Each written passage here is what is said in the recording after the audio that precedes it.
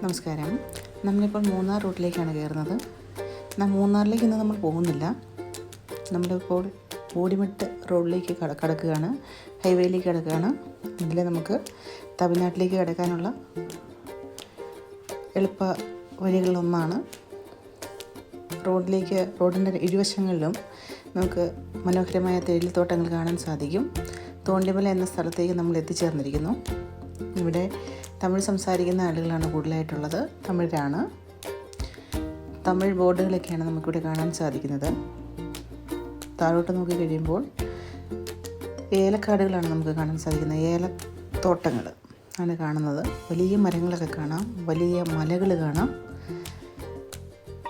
കുറേ നേരമായി യാത്ര ചെയ്യാൻ തുടങ്ങിയിട്ട് ഒരു ചായയൊക്കെ കുടിച്ചതിന് ശേഷം, നല്ലൊരു ചായയൊക്കെ കുടിച്ചതിന് ശേഷം തന്നെ പറയാം, നമുക്ക് യാത്ര തുടരാം.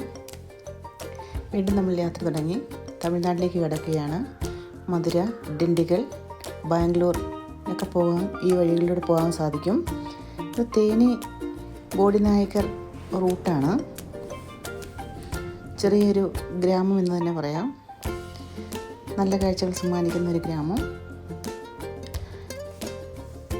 17 ഹെയർപിൻ വളവുകളുണ്ട്.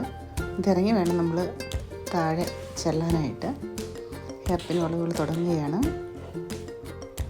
19 കിലോമീറ്റർ ദൂരമുണ്ട് അടിവാരത്തെത്താനായിട്ട്. വലിയ മലകളൊക്കെ നമുക്ക് കാണാൻ സാധിക്കും. ആ മലകളിലൂടെ വഴികൾ കാണാൻ സാധിക്കും. അതുപോലെ തന്നെ കൃഷിസ്ഥലങ്ങളുണ്ട്. വലിയ മലകളാണ്, പാറക്കെട്ടുകൾ.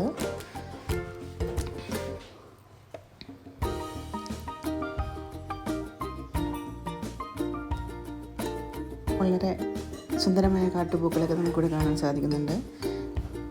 ഒരു പാറക്കല്ല് ഇരിക്കുന്നത് നമുക്ക് കാണാൻ സാധിക്കും. അവിടെ കുരങ്ങന്മാർ കൂട്ടമായി ഇരിപ്പുണ്ട്. ചെറുതും വലുതുമായ അനേകം ആളുകളുണ്ട്.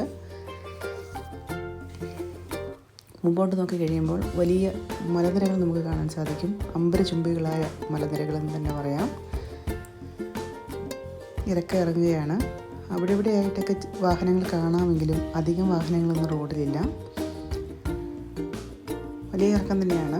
19 കിലോമീറ്ററാണ് ഈ ഹെയർപിൻ വളവുകൾ താഴെ എത്താൻ വേണ്ടിയിട്ട്. 19 കിലോമീറ്റർ ദൂരമുണ്ട്. എവിടെ നോക്കിയാലും വലിയ മലകളാണ് കാണാൻ സാധിക്കുന്നത്. നമ്മൾ അടിവാരത്തോട്ട് എത്തിക്കൊണ്ടിരിക്കുകയാണ്. ഒരു ചെക്ക് പോസ്റ്റിലേക്കാണ് നമ്മൾ ചെല്ലുന്നത്. ചെക്ക് പോസ്റ്റ് കഴിഞ്ഞു. നമ്മൾ തേനിയിലേക്കാണ് പോകുന്നത്.